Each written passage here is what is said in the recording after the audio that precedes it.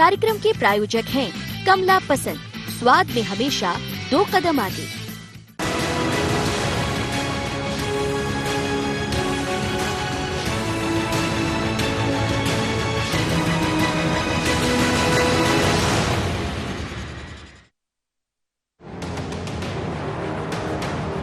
BJP क्या समन्वय के साथ नवाचार की तरफ बढ़ चली है। महाकाल की नगरी उज्जैन में प्रशिक्षण के पहले दिन के सत्र इसी पर केंद्रित रहे। मुख्यमंत्री शिवराज सिंह ने कहा कि बीजेपी में लोग अपनी आशाएं ढूंढते हैं और हमें उसी दीपक की तरह काम करना है जो समाज को नई रोशनी दे। प्रदेश अध्यक्ष वीडी शर्मा ने विधायकों को समझाइश दी कि व्यवहार ऐसा हो जो समाज के प्रति समर्पण पैदा करे।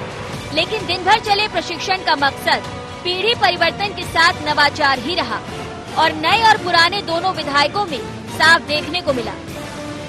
नवाचार क्या होगा, भारतीय जनता पार्टी किस दिशा में चलेगी, ये सब चीजें आज मुख्यमंत्री जी ने और नरोत्तम जी ने बहुत अच्छे से, वीडी शर्मा जी ने बहुत अच्छे से कहा, अध्यक्ष ने भी बहुत अच्छे से कहा कि एक अब नई पीढ़ी निकल रही है, उसके लिए हम कैसे प्रशिक्षण करें, कैसे उनको बताएं, ये सारी चीजें हम विचार विमर्श करके आगे बढ़ते हैं। समन्वय भारतीय जनता पार्टी में सत्ता और संगठन में समन्वय अद्भुत है और मध्य प्रदेश की सत्ता और समन्वय के संगठन की नजीरें पूरे देश में संगठन के अंदर दी जाती हैं। वो समन्वय हमें नीचे तक, बूथ स्तर तक ले जाना है, ये मूल बात है। बीजेपी प्रशिक्षण के जरिए आगे की राह तय करती है और कांग्रेस में यही कमी नजर आती है। बावजूद इसके कांग्रेस ने बीजेपी के प्रशिक्षण पर सवाल उठाने में कसर नहीं छोड़ी। प्रशिक्षण दें, देश भर को जो है में आज जो झूठ बोलने का वातावरण चल रहा है, उस वातावरण की ट्रेनिंग उनके कार्यकर्ताओं को इसकी जरूरत है, हमारे देश को तो इसकी जरूरत है नहीं। बीजेपी का प्रशिक्षण ऐसे दौर में हुआ जब आने वाले दिनों में निकाय के चुनाव हैं, उसके बाद 2023 की तैयारी। लेकिन पहले दिन समन्वय से लेकर पीढ़ी बदलाव का बार बार जो जिक्र सामने आया है, तो क्या ये माना जाए पार्टी में परिवर्तन के साथ हर जगह नवाचार नजर आएगा। Bureau report, IND 24।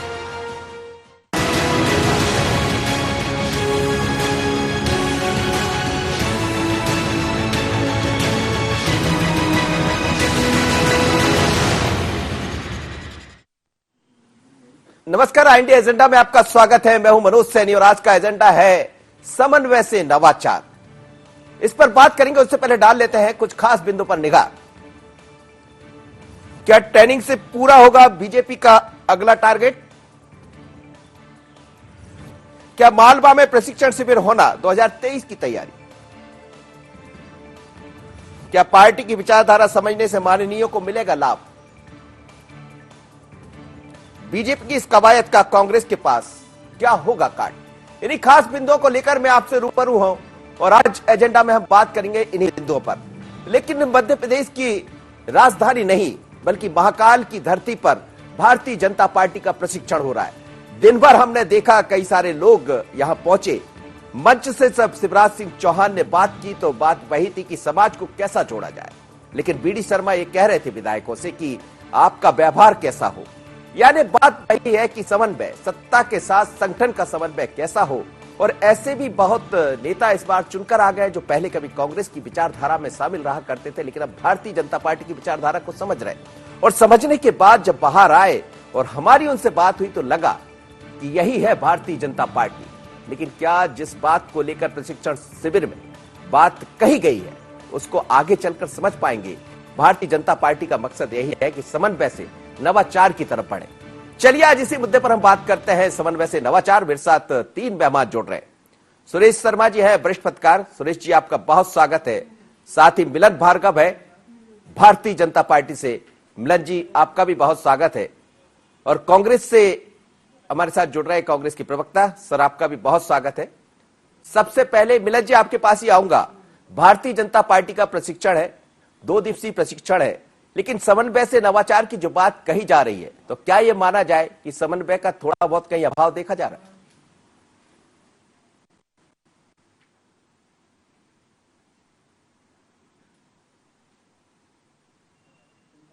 अपने कार्यकर्ताओं को प्रशिक्षित करने के लिए इस तरह का आयोजन करती आई है। आपने भी देखा है मनोज जी। उसी दिशा में आगे बढ़ते हुए मध्य प्रदेश में चल रही भारतीय जनता पार्टी की सरकार और देश में चल रही नरेंद्र भाई मोदी की सरकार में किस प्रकार से विकास कार्यों को आगे बढ़ाना है और इसको संवाद के माध्यम से, कार्यक्रमों के माध्यम से जनता तक पहुंचाने का प्रयास करना, ये चलने के लिए सतत चलने वाली प्रक्रिया है। संसाधनों, आधुनिक युग में संसाधनों के माध्यम से किस प्रकार से हम अपने कार्यकर्ताओं से, हम अपने जनता के माध्यम से, क्योंकि जनप्रतिनिधियों की तो प्रशिक्षण था, जनप्रतिनिधियों के पास जिम्मेदारी रहती है, उनका एक क्षेत्र होता है, उस क्षेत्र में किस प्रकार से विकास कार्यों को नीचे तक पहुंचाना, कार्यकर्ताओं से किस प्रकार से काम कराना, इन सब पे कई कई विषयों पर चर्चा होती है। हमारा मार्गदर्शन मंडल हमको मार्गदर्शन देता है और आने वाले समय में किस प्रकार से कार्यक्रमों का समायोजन करते हुए आगे बढ़ना है, इस दिशा में हम लोग आगे बढ़ते हैं और वही हुआ है और चल रहा है। आप आने वाले समय में देखेंगे किस प्रकार से सत्ता और संगठन का समन्वय चलकर कार्यकर्ताओं के माध्यम से भारतीय जनता पार्टी विकास की गंगा को आगे बढ़ाएगी। चलिए, विकास की गंगा के साथ आप देख रहे हैं कि आपकी गंगा में कांग्रेस के लोग भी अब उसी विचारधारा में मिल गए। मेरे साथ विभा पटेल जी भी जुड़ी है, पूर्व महापौर है, कांग्रेस की सीनियर लीडर है। विभा जी, जैसा कह रही है भारतीय जनता पार्टी, लेकिन आप लोग को कहां इसमें कुछ ऐसा दिखाई देता है जिसको लेकर सवाल खड़े कर रहे हैं आप प्रशिक्षण में? क्या प्रशिक्षण देना बुरी बात है? और यदि प्रशिक्षण में समन्वय के जरिए नवाचार की तरफ भारतीय जनता पार्टी बढ़ रही है तो फिर सवाल कहां? देखिए, बिल्कुल हमें कोई एतराज नहीं है और ना ही हम भारतीय जनता पार्टी से कोई सवाल करना चाहते हैं। ये तो उनका आंतरिक मामला है, वो अपने नेताओं को, कार्यकर्ताओं को प्रशिक्षण दें, बिल्कुल दें। लेकिन वाकई में भारतीय जनता पार्टी के नेताओं को प्रशिक्षण की आवश्यकता है और उनका कार्य व्यवहार कैसा हो ये भी सीखने की आवश्यकता है। मुझे तो याद आता है कि जो उषा ठाकुर जी हैं वो किस तरह से जो जंगल में लकड़ी काटते हुए वन का जो अपराधी पकड़े गए थे उनको किस तरह से थाने से जाकर छुड़ा लाई और उसका परिणाम ये हुआ कि देवास में हमारे फॉरेस्ट के अधिकारियों के साथ न केवल दुर्व्यवहार हुआ बल्कि मौत के घाट उतारने में कोई कसर नहीं छोड़ी गई। बिल्कुल आवश्यकता है उन्हें ये कार्य व्यवहार सीखने की कि उन्हें जनता के साथ किस तरह से व्यवहार करना चाहिए। मंत्री भी सीखें और विधायक भी सीखें, क्योंकि आज आप देखिए, लेकिन आज यहाँ चर्चा विभा जी इस बात की भी बहुत थी कि विजय लक्ष्मी साधु जी एक तरह से कहा जाए तो वही बात दोहरा दी कांग्रेस ने जो डबरा में दोहराई गई थी और वहां की महापौर, पूर्व महापौर मालिनी गौड़ को जो कहती है, तो क्या ये भी सिखाने की जरूरत है जैसा भारतीय जनता पार्टी के लोग आज सवाल खड़े कर रहे थे? देखिए, मुझे तो आश्चर्य होता है कि आप यदि कोई बात मुंह से निकली नहीं और किस तरह से सवाल खड़े करे जाएं, ये तो आपको कार्य और कार्य काम करने का तरीका देख के आकलन करना चाहिए कि उन्होंने क्या कहा, कब कहा और किस संदर्भ में कहा। ये उस तरीके की बात होती है, ये उससे आकलन करना चाहिए। लेकिन क्या आपको मंत्रियों का व्यवहार, भारतीय जनता पार्टी के जो वर्तमान में मंत्री हैं, उनका आपको नहीं दिखता कि सत्ता के मद में वो किस तरह से चूर है और किस तरह से छांट कर लोगों को प्रताड़ित किया जा रहा है? निश्चित तौर से उन्हें कार्य व्यवहार सीखने की आवश्यकता है कि जनता के साथ किस तरह का व्यवहार हो। यदि भारतीय जनता पार्टी का कोई प्रदर्शन होता है तो उसमें अनुमति की आवश्यकता नहीं होती, और यदि कांग्रेस का कोई प्रदर्शन कांग्रेस के कार्यकर्ता करना चाहते हैं तो परमिशन मांगने के बाद भी नहीं दी जाती। तो यही सत्ता का उपयोग है?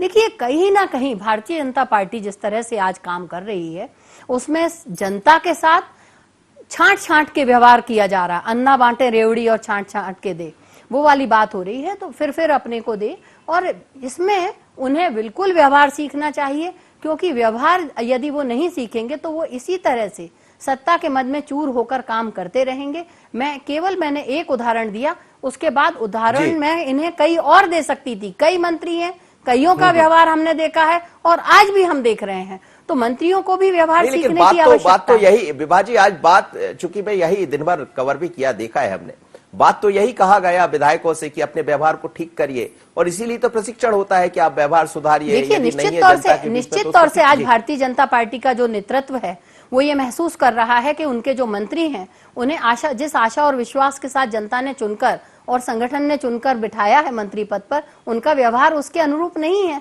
इसीलिए उन्हें प्रशिक्षण की आवश्यकता है और उन्हें ट्रेनिंग की आवश्यकता है कि वो अपने कार्य व्यवहार को सुधारें।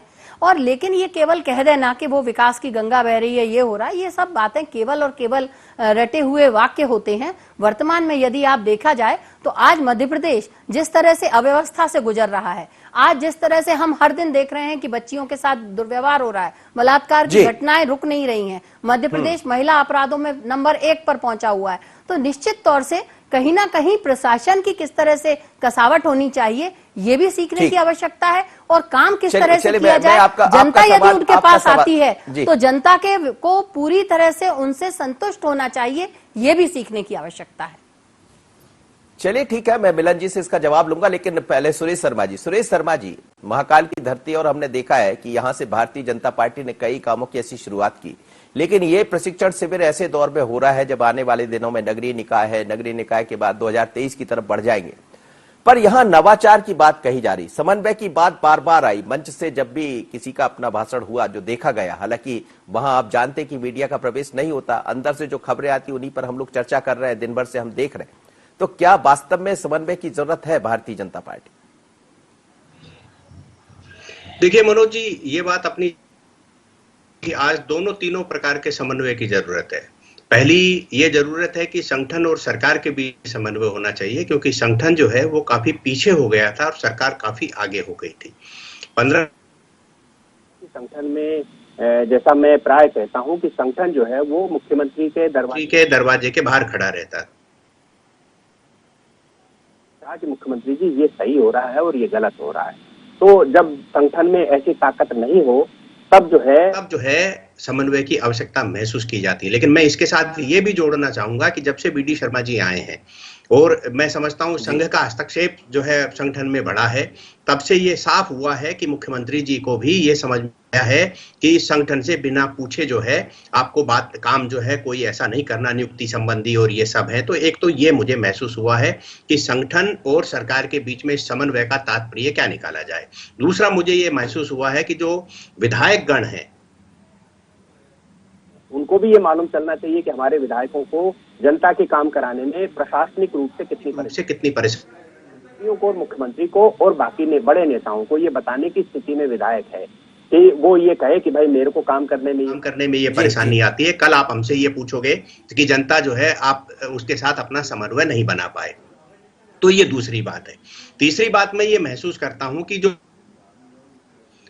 अमले का जो वातावरण मध्य प्रदेश में है वो पहले भी थोड़ा सा बिगड़ा हुआ था और आज भी बिगड़ा हुआ है, तो आप उसको जो है संभाले कैसे सरकार उसको संभाल के रखे जिससे जनप्रतिनिधियों की बात को सुना जाए और उसका प्रतिफल जनता को मिल सके। तो ये जो चीज है, अब इसमें नवाचार कहां से आएगा, क्या नवाचार लेकर के आएंगे, 15 साल तक कितना नवाचार किया कितना नहीं किया, ये सारी बातों का, लेकिन मैं मनोज जी बहुत स्पष्ट शब्दों में ये कहने की स्थिति में हूँ कि आज जो है वो भारतीय जनता पार्टी का काम करने का तौर तरीका बदला हुआ है और उस बदले हुए तौर तरीके का परिणाम है कि भारतीय जनता पार्टी का संगठन सरकार और विधायकों के साथ बैठा है उज्जैन के अंदर और वहां से जो है वो अपने स्वर, ध्वनि और आवाज वो तीनों सुना रहा है। तो आप इस प्रशिक्षण शिविर को केवल राजनीतिक दृष्टिकोण से लें, ये एक अलग विषय है कि हम पत्रकार हैं, राजनीतिक दृष्टिकोण से लेंगे, लेकिन मैं ये मान करके चलता हूं कि ये प्रशिक्षण शिविर जो है वो भारतीय जनता पार्टी को कुशाभाऊ ठाकरे की भारतीय जनता पार्टी की तरफ ले जाने की दिशा में काम करता है, जहां सत्ता संगठन पर नाचे ऐसी स्थिति मुझे नहीं लग रहा है। काफी परिवर्तन मुझे दिखाई दे रहा है, हो सकता है और भी कुछ लोगों को धीरे धीरे दिखने लग जाएगा। जो मुझे आज दिख रहा है वो मैंने आपके सामने रखा। चलिए, ये बात आप बिल्कुल ठीक कह रहे हैं और लगातार प्रशिक्षण शिविर में इस बात पर ध्यान भी दिया गया कि संगठन से ही सत्ता होती है, संगठन है तो सत्ता तक आप पहुंचेंगे। चलिए, इस मुद्दे पर चर्चा जारी रहेगी, एक छोटा सा ब्रेक, अभी लौटेंगे तो फिर समझेंगे कि आखिर नवाचार के साथ बात इस बात को लेकर क्यों हो रही है कि नए लोगों को मौका भी मिलना चाहिए। एक छोटा सा ब्रेक।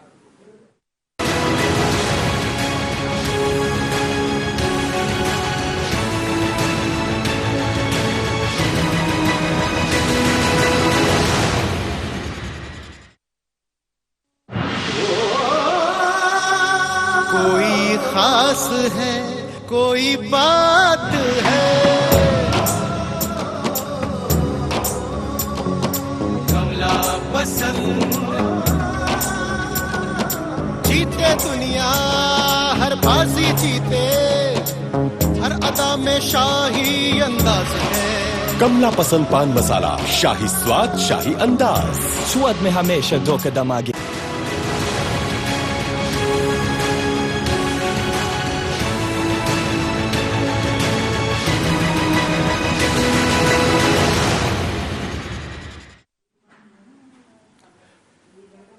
एक बार फिर आपका स्वागत है। बात हो रही समन्वय से नवाचार की तरफ भारतीय जनता पार्टी बढ़ रही है। 2 दिवसीय प्रशिक्षण शिविर है। पहले दिन जो दिखाई दिया उसमें बार बार बात यही आई कि समन्वय की जरूरत है, सत्ता और संगठन की, लेकिन संगठन मजबूती के साथ आगे बढ़ा है। मेरे साथ मिलन भार्गव जुड़े हैं, मिलन भार्गव की तरफ चलता हूं। मिलन जी, बार बार बात ये क्यों आ जाती है कि समन्वय की जरूरत पड़ती है? ये बात ठीक है, जहां गड़बड़ है उसके बीच में समन्वय बिठाला जाए, लेकिन क्या सत्ता संगठन में कहीं कुछ खामी दिखाई दे रही थी? आज जब मंच पर बैठे हैं तो कुशाभाऊ ठाकरे को याद कर रहे हैं, तमाम तरह के लोगों को, और ये वो लोग हैं जिन्होंने आपकी भारतीय जनता पार्टी को खड़ा किया और उन्हीं के पदचिन्हों पर आप लोग आगे बढ़ रहे हैं। पर सवाल यही आता है कि सत्ता और संगठन के बीच में कुछ कमी रह गई और बार बार ये क्यों समझाना पड़ता है, विधायकों को प्रशिक्षण देने की आवश्यकता क्यों पड़ जाती है कि आप व्यवहार ठीक करिए? क्या सत्ता में आने के बाद व्यवहार बदल जाता?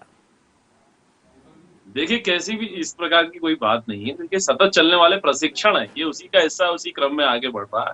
देखिए, बात मैं विभा जी की पहले दे दूं मनोज जी, जिस प्रकार के आरोप विभा जी लगा रही, देखिए उनके ना सत्ता को संभालने की ताकत बची है और सत्ता आने के बाद किस प्रकार से भ्रष्टाचार और घोटालों की भेंट इनकी सत्ता का संगठन चढ़ता है। और संगठन की जहां तक बात है तो संगठन की एबीसीडी भी कांग्रेस पार्टी को नहीं आती है, क्योंकि तथाकथित एक परिवार की गुलाम पार्टी जो सिर्फ उनके गुलामी को जानती है, उनके निर्देशों का पालन करना चाहती है, ना नेता है, ना नियत है, ना विचार है। ऐसे संगठन के लोग, ऐसे दल के लोग यदि संगठन की परिभाषा को समझ पाएंगे तभी उनसे टिप्पणी लेना उचित होगा, वरन इनके ये नकारात्मक विचारों को लेकर हम उनका उत्तर देने की आवश्यकता नहीं समझते हैं, क्योंकि जिसने देश में सिर्फ घोटालों की भेंट देश को चढ़ाया। अब सिंगस्त का घोटाला आपके समय में हुआ है, व्यापक घोटाला आपके समय में हुआ। मिलन जी हम भटक जाएंगे। मैं उसी जगह पर हूं जहां प्रशिक्षण की बात, प्रशिक्षण पर आइए ना आप जी। देखिए, जिस प्रकार की परिस्थितियां निर्मित देश में आज हम विकास को लेकर हम सकारात्मक रवैये के साथ आगे बढ़ रहे हैं, सबका साथ सबका विकास हम कर दिखा रहे हैं, लेकिन कांग्रेस क्या कर रही है? वहीं भ्रम फैला रही। किन तत्वों के साथ है? कहीं आतंकवाद के साथ खड़े हो जाते हैं, कभी पाकिस्तान के साथ, कभी चीन के साथ, कभी देश विरोधी। इनके सर्टिफिकेट की जरूरत नहीं है मनोज जी, विषय पे बोले मिलन जी। राजनीतिक रूप से मिलन जी, सर्टिफिकेट की जरूरत नहीं है, ठीक है, आपको उनकी जवाब देना चाहिए, लेकिन मैं ये कह रहा हूँ कि प्रशिक्षण की जरूरत बार बार क्यों पड़ जाती है? कांग्रेस पार्टी क्यों खड़ी करी रहती है? आज विकास के पथ पर मनोज जी, मैं इनकी बात का जवाब दे दूं, इनकी बात का मैं जवाब दे दूं। मिलन जी जवाब ले लीजिए, लौट रहे हैं। विभा जी को सुन लीजिए, विभा जी को सुन लीजिए। विभा जी जी, विभा जी एक परिवार की बात कर रहे हैं मिलन जी। हमने देखा है किस तरह से शिवराज सिंह जी के बेटे कार्तिकेय जी के सब अटैची ये लोग उठा रहे हैं। हम ये देखते हैं कैलाश जोशी के बेटे दीपक जोशी को किस तरह से इनकी पार्टी आगे बढ़ा रही है। ये बात करते हैं वंशवाद की, गोपाल भार्गव के बेटे को टिकट नहीं मिलता तो वो धरने पे बैठने की धमकी देते हैं। ये किस तरह की बात कर रहे हैं? क्या वंशवाद इनके यहाँ जिस तरीके से ले रहा है, जगह ले रहा है, दरअसल इन लोगों के पास जगह बात ही मुद्दों पे बात करने की ताकत ही नहीं है। महिला अत्याचार में मध्य प्रदेश नंबर 1 पे पहुंच गया, मिलन जी के पास उसका जवाब नहीं है। इनकी मंत्री दुर्व्यवहार करती हैं, थाने में जाके अपराधियों को छोड़ा कर लाती हैं, उसका जवाब इनके पास नहीं है। इनके मंत्री सरेआम कांग्रेसियों पर दबिश डालते हैं, उसका जवाब मिलन जी के पास नहीं है। दरअसल आज जिस तरह से सत्ता में बैठे बैठे 15 साल में ये लोग जिस तरह से सत्ता में बैठ के सत्ता विभाजी, मेरा आपसे सवाल, मिलन जी जरा रुकिएगा, मिलन जरा रुकिएगा। इन्होंने कैसे विधायकों को खरीद के लोकतंत्र मेरे को सवाल करने। विभाजी, क्या किसी चीज में यदि कोई गलती होती, कोई चूक होती, जैसा आप उठा रही, यदि उसमें सुधार की तरफ भारतीय जनता पार्टी बढ़ रही है, यही कमी कांग्रेस में है कि प्रशिक्षण हो जाए, लोग यदि कहीं गड़बड़। आप देखिए, आपकी सरकार आई, आपने बहुत मेहनत की, 2018 में सरकार बन गई, कहीं ना कहीं चूक गलती हुई और सरकार चली गई। तो यदि उस चीज को सुधार कोई पार्टी करती है तो कभी कभी सीख भी लेना चाहिए।